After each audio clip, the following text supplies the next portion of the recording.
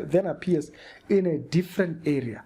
It wasn't that his body was here and his spirit transported or teleported to a certain area. He was here, he's here. But then when he teleported, his whole self, he was very, according to what the scripture puts it as, he was fully there. There wasn't doubt. There wasn't like maybe ish not, maybe here, maybe quarter to there. The biblical or the theological undertone out of this thing. What does this undermine theologically? Bazalwane, I keep saying this and I keep speaking about this, but I think maybe people sometimes think Ricky just loves talking too much. Give me a second. Systematic theology. Sometimes you guys hear me saying is what we know as the doctrine of man, the doctrine of angels. That I've never actually shown it. All right. So I hope you can see it. I'm going to put it at the same place where my head is in focus. Right here, the heading is the doctrine of angels and demons.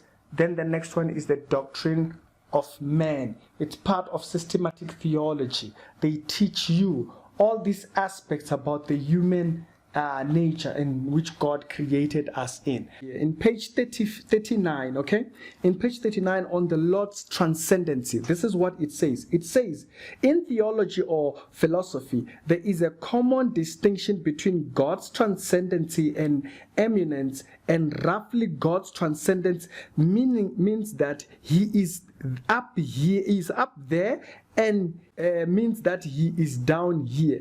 The concept of transcendency builds on the biblical text that describes God as the Most High. This particular idea that he is there, but yet he is here. One again, he says on the Lord's eminence, he says, if we understand the God's transcendency as I have suggested, okay, being there and being here, therefore there is no conflict between his transcendence and his eminence. He says heaven, the focal point of his transcendence, is a place where he is present and eminent. And so the image of his heavenly throne and the Ark of the Covenant, it's a place where he dwells near to his people. So this is giving an example. He is there in the Ark of he's there at the Ark of the Covenant, and he is also seated in heavenly places. So this is an example of what I'm talking about, and I'm only making a description of this on a lighter note. Okay, how is the human thing? Humans are not capable of doing that. Okay, can't be here, be there. You can't. You as a human being, you can't. If you separate one, you are dead. So this man supposedly entered thingy, and yeah, like what was that? You can communicate.